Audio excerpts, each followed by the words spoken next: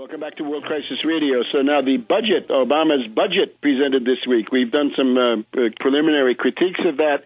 We don't like the cuts in the low-income heating assistance program. I see the hand of Austin the Ghoul Goolsby of Skull and Bones, an inveterate enemy of that program. Too bad for you if you freeze to death, says Austin the Ghoul Goolsby of the Obama administration, although he doesn't come out and say it in the same way that Walker or somebody like this might. The budget is no good. It proposes gouging at the expense of some of the poorest people. But the big problem with Obama is he essentially capitulates to the Republican austerity psychosis. The austerity psychosis informs everything that Obama does as well. So he's already surrendered before he has even started. He's eagerly looking for opportunities to surrender. Now, Boehner says, so be it. If 200,000 federal workers are thrown out of work, so be it. The Depression is an opportunity. Hey, Borders Books is about to go bankrupt. 200 stores will close. 10 or 15,000 jobs down the drain. We're headed deeper and deeper into this depression. And now, in the middle of it, the Tea Party fanatics begin to raise their voices.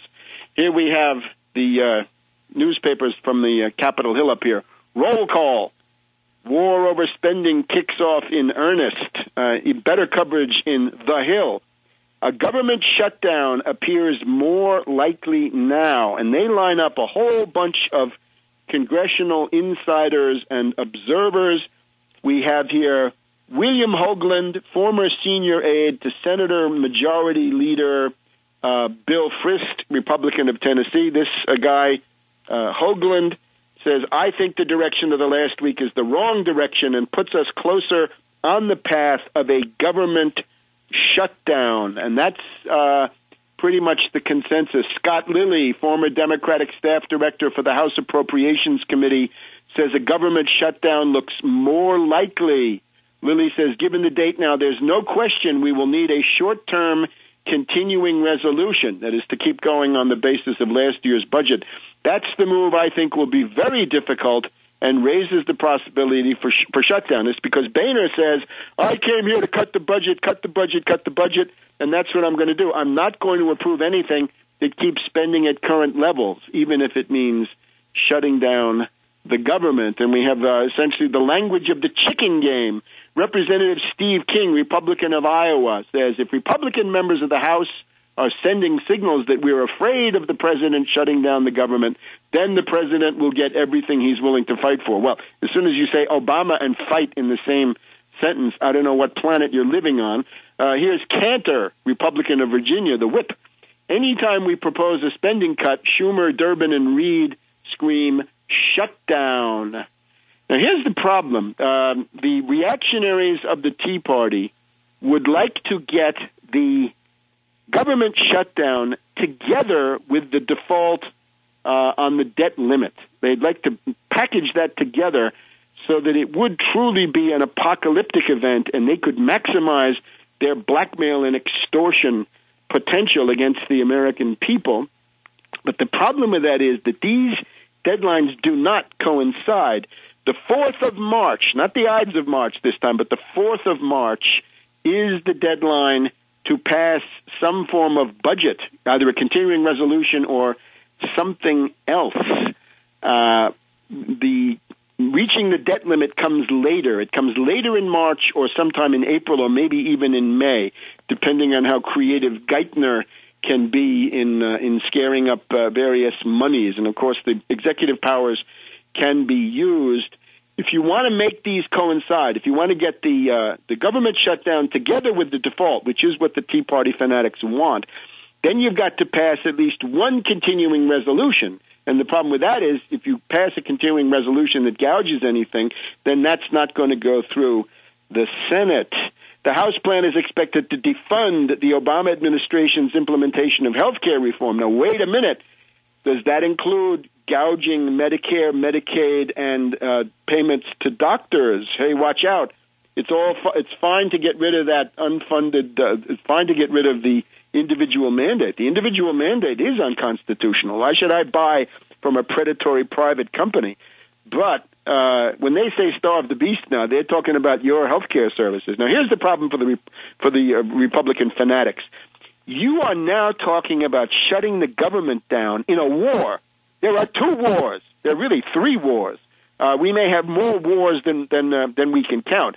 You are at war, and these fanatics want to shut down the federal government? Now, anybody with essential political skills could begin to portray these bums as the biggest Benedict Arnolds and Jefferson Davises of all time. But Obama really doesn't want to. In the middle of this, we've got Senator Lee. This is the guy from Utah who kicked out Bennett. This is the guy who thinks the child labor laws are unconstitutional.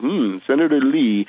And Toomey, Senator Toomey of the Club of Growth, reactionary ideologue from Pennsylvania. The Lee-Toomey bill says, let's enable the United States to essentially default, but without scaring the international bondholders. This is the Lee-Toomey bill.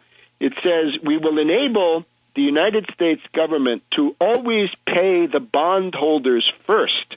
The international bondholders, the Chinese, will have first claim on U.S. revenues, but and after that, the American people will take what they can get. It means that they'll obviously destroy Social Security, Medicare, Medicaid, unemployment benefits, and all the rest. They'll establish their priorities in this bill, and they'll have defense up there and corporate welfare and $50 billion for oil and gas companies. They'll have all that.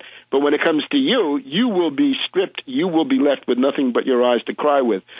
Now, in the Weimar Republic, we're always looking back to Weimar Germany. We're always looking at this parallelism, which is chilling, that emerges between these day-to-day events. And let's see if I can find the quote. One of the things you had in the Weimar Republic was the role of Hjalmar Schacht, the head of the central bank, who later went on to be Hitler's finance minister, of course.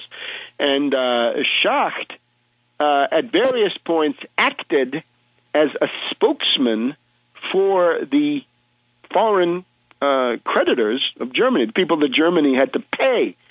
And what these characters, Lee and Toomey, are now doing is saying, we are the representatives of the foreign bondholders, and we want their interests put first over the American people. Now, obviously, we want to avoid default, but this is not the way to do it. The way to avoid default is to avoid default. So look now for March and April to be a time of tremendous dislocations. And if there is a default by the United States, that will be the leap into the abyss. You will rue the day. It will be catastrophic, and the effects on people will be unbelievable. Think of the troops. Suppose you have no money to buy the food. These U.S.